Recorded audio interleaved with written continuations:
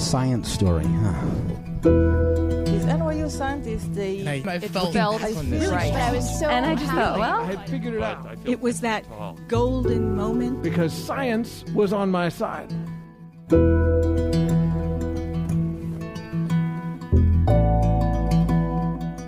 Hey everybody, welcome to the Story Collider, where we bring you true personal stories about science. I am your host, Erin Barker, and this week I have a cold.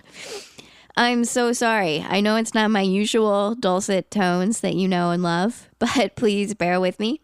We'll get through this together, and it'll be worth it because this week we're presenting two really wonderful stories about moments of truth, or pivotal moments in our lives when everything suddenly comes together. Sometimes these moments involve profound epiphanies about the nature of the world around us, and sometimes they involve animatronic dinosaur puppets. Sometimes a little of both, if we're lucky. Our first story today is from Raymond Carr. It was recorded in April 2018 at the Highland Inn and Ballroom in Atlanta. The theme that night was shake-ups.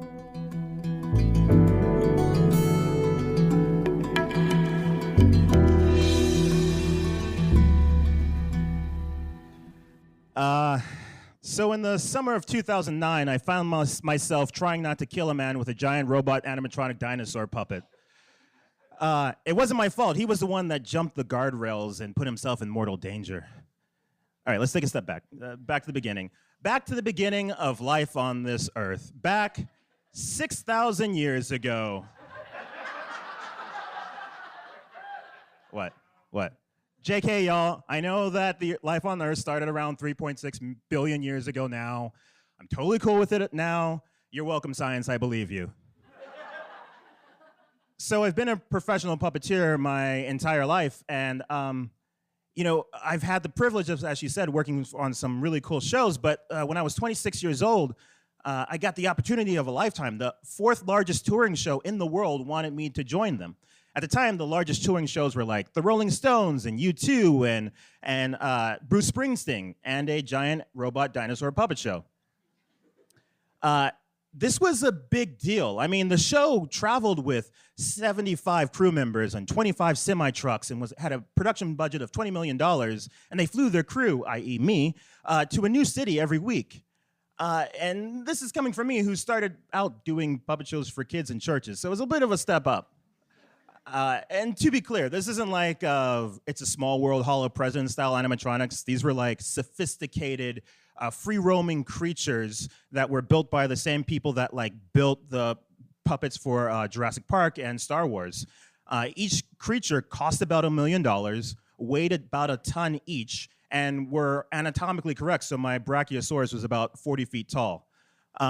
We operated them with three different puppeteers, one inside of the creature driving it around, and one operating the facial features and the sounds of it, and then one myself operating the body of the puppet using the sophisticated and highly sensitive animatronic interface that kind of looked like a metallic spinal cord with a motorcycle handle at the end of it.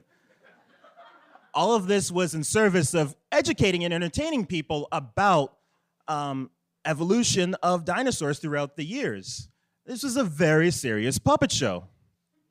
But when I got the news, I was terrified of telling my parents. I mean, what would they think? What would their friends think? Despite their best efforts, their child believed in evolution.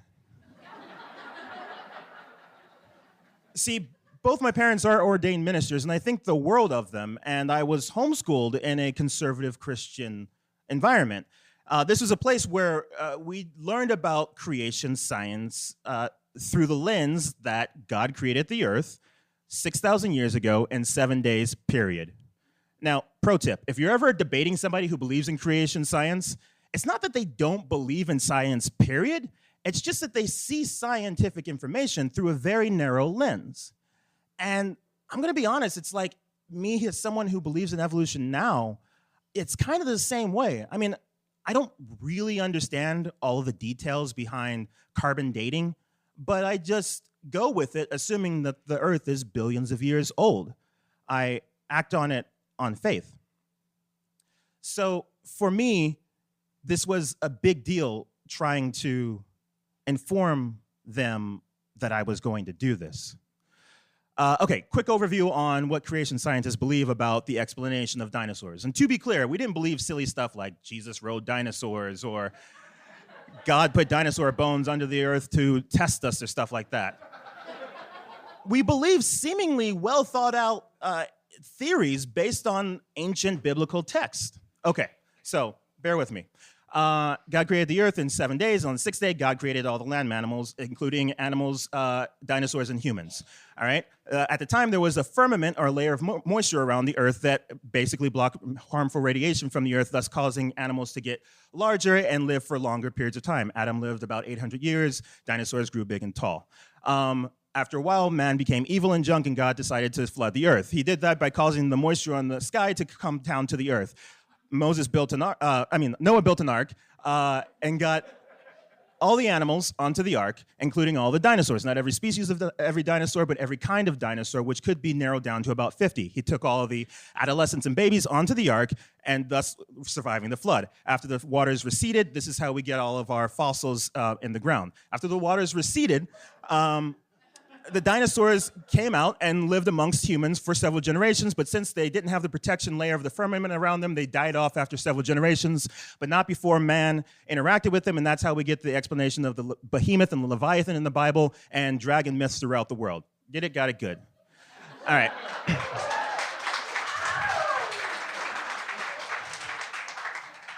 And it was this pseudoscience that I was about to embark on that I'd been taught my entire life, that I was going in direct contradiction to what I was about to start doing. So it was a Saturday. I remember it was a Saturday because we had 3 shows on Saturdays and I was exhausted.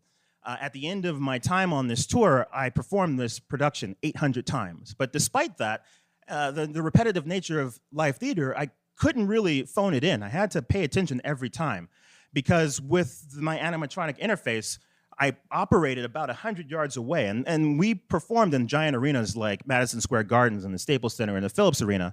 So if I moved the wrong way or missed the cue, I could send my 40-foot-tall brack into the audience or into another crew person.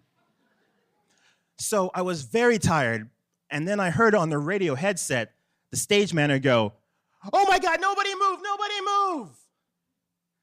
From a distance, very far away, I could see a tiny little man jump over the guardrail, run up to my dinosaur, and start to climb it to mount it. At the time, the only other human character on stage was this paleontologist who basically narrated your journey through prehistoric era.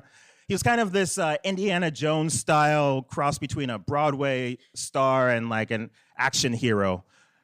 And so he took, the paleontologist took a moment in between his monologues, saw the renegade gate jumper, and made a beeline straight for him. Our jackass hero was at a crossroads. With security coming in from behind, and an angry fake paleontologist coming in from the front, and a terrified animatronic puppeteer operating and trying not to hurt him 100 yards away underneath him, he did the only thing he could do. He made a beeline for the exit, only to have security tackle him and put him in cuffs. After the moment, the paleontologists, in true show must go on fashion, made a quick quip to the audience and continued on as if nothing happened. There's a certain kind of adrenaline that pumps through your body when you have to hold something so sensitive so firmly. By the end of the show, I was exhausted. I don't remember much about what happened next. The stage manager came and told us what little information she had about him. And the one thing I do remember, and probably will never forget, is his explanation. When asked why he did what he did, all he said was, "I just wanted to hug a dinosaur." And you know what? I mean, I kind of understood where he was coming from. I mean, bear with me now, but this was like his one chance to really get up close and personal with the real thing. Like, he could really embrace the thing that we've all loved for so long. All right, this is a bit of a stretch, but when people homeschool their children, it's generally in the hopes that they're going to impart a specific worldview on their children for the rest of their lives. And for me to take this job in a way, was an acknowledgement that my parents' sacrifices of homeschooling me were in vain. So, despite all that, I decided to take the metaphorical leap from my childhood over the guardrail into adulthood. It was a bit dramatic, but you get what I'm saying. To their credit, my parents shocked me with how cool they were. They were not only supportive, but they were very encouraging. To this day, I don't really understand why, although in hindsight, the hefty paycheck probably helped to do with that. But just like that, my parents evolved.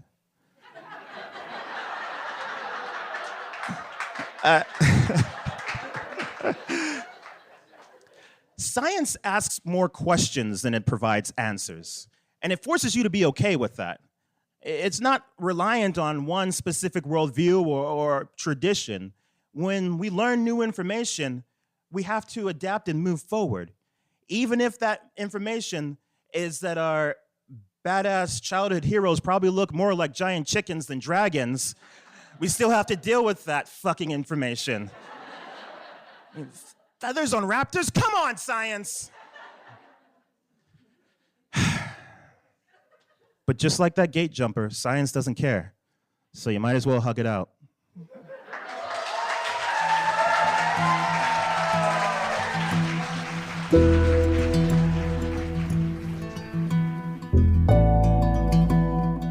That was Raymond Carr. Raymond is a Jim Henson Company trained puppeteer who has been performing for more than 15 years. He has traveled to every major city in North America and parts of Europe, working on multi-million-dollar productions. Raymond is one of the main characters for the Jim Henson Company's new show, Splash and Bubbles, on PBS Kids. And some of his other credits include Nick Jr.'s Lazytown, Walking with Dinosaurs, the Arena Spectacular Tour, and various projects for Cartoon Network and Adult Swim. Our next story today is from Wade Roush. It was recorded in April 2018 at the Oberon Theater in Cambridge, Massachusetts, at our show in conjunction with the Cambridge Science Festival.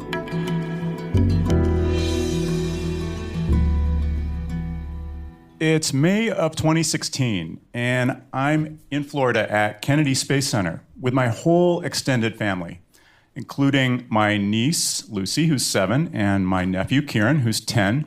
And we are there to witness the launch of a SpaceX Falcon 9 rocket. And I'm pretty darn excited because I've never actually seen a rocket launch in person. But we have some time to kill before the launch. So I don't know if you've ever been to Kennedy Space Center, but it's not really just a spaceport. It's also a theme park.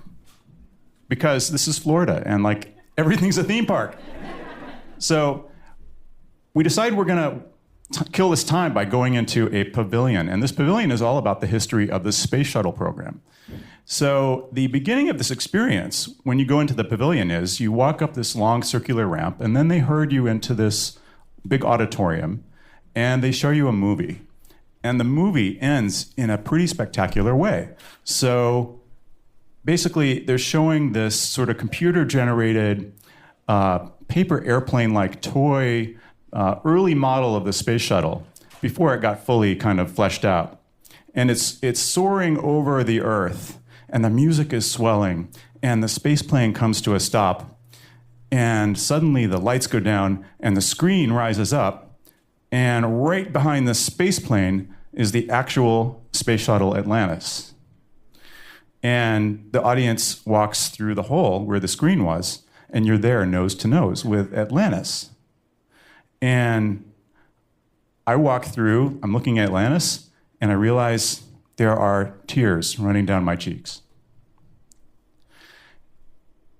So I didn't really want to have to explain to Kieran and Lucy why their uncle was crying about the space shuttle, because their uncle is a technology journalist, and he writes about space, and this was a little weird. So I went off into a corner to collect myself. And I thought back to a day 30 years before that. I remembered working on a problem set in the basement of the science center in the computer lab. And a friend of mine from the college newspaper came over and said, "Hey, did you hear the news? The space shuttle blew up."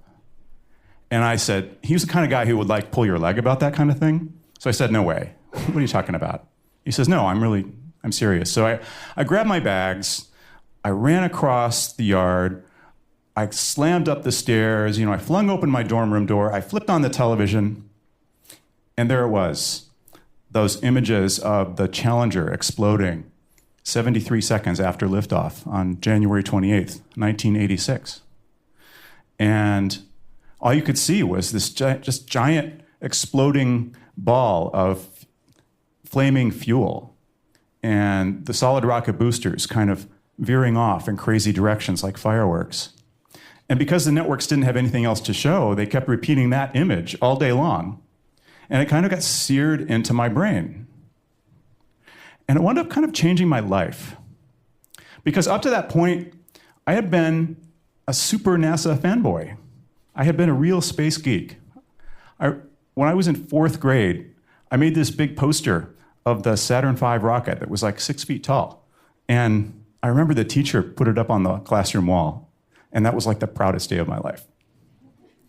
And now that I was in college, I was studying physics and astronomy. And I even had a job at the observatory working for an astronomer who studied X-ray stars, and he was helping to build a satellite that was going to go into space in the cargo bay of the space shuttle.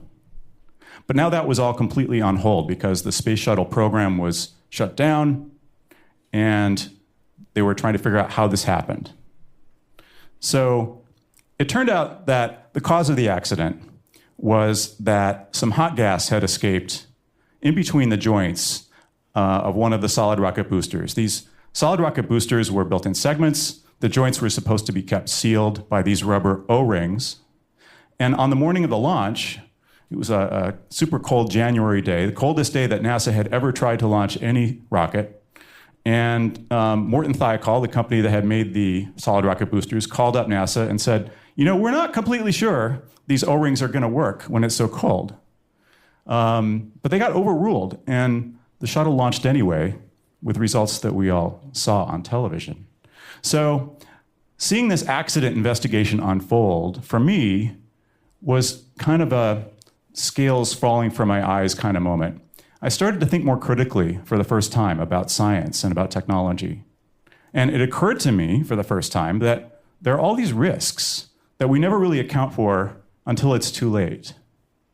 There are all these chains of human decisions that seem logical and rational in the moment, but lead to catastrophe. So I basically decided to change my life. I quit my job at the observatory.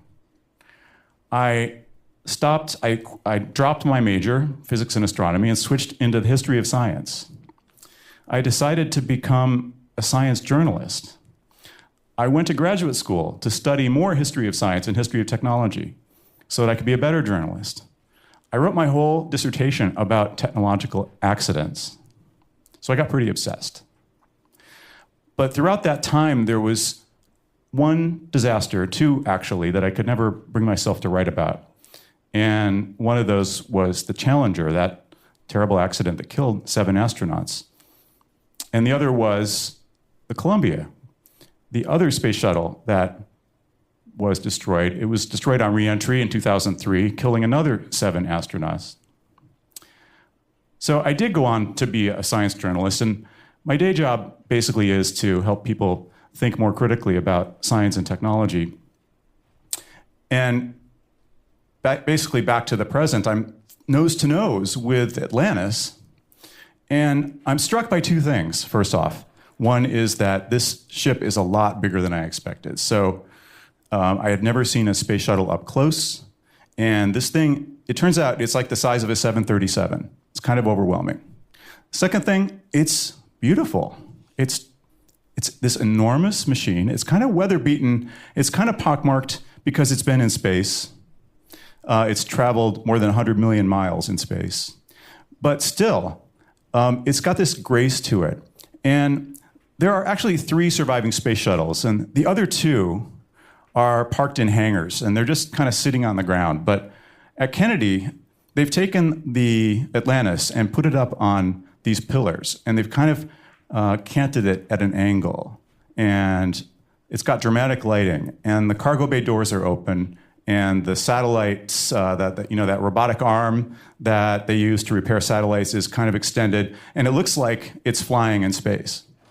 So there's a lot of sort of theme park showbiz thinking that went into this whole presentation.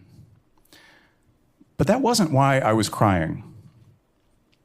I think the reason I was crying was that seeing this beautiful, graceful, gigantic spaceship in person sort of made the space program tangible for me for the first time. And basically, that brought me back to a place where I had to admit to myself that this technique I had developed for detaching myself from the stories I was covering wasn't working anymore. I wasn't able to kind of maintain that critical distance that a journalist is supposed to have toward his subject. So we left the pavilion, we went out to the launch viewing site, we waited for the Falcon 9 rocket to launch, and they wound up scrubbing the launch for a technical glitch. But they rescheduled it for the very next day, so we decided to pile back in the car and drive back to Kennedy and see if we could catch it the second time. This time we went to Cocoa Beach and walked out to the end of a long pier and stood there in the wind and the waves and waited for the rocket to launch. And finally it did. And it just arced into space. Most beautiful thing you've ever seen. And a few seconds after the launch, the sound hit us. And we were like 10 miles away, but it's so loud that you can hear the roar you can kind of feel the roar in your chest. And I looked down at Kieran and Lucy, and I saw the amazement on their faces. And for the first time in a long time, I felt like I was seeing all of this through a child's eyes as well. Thanks.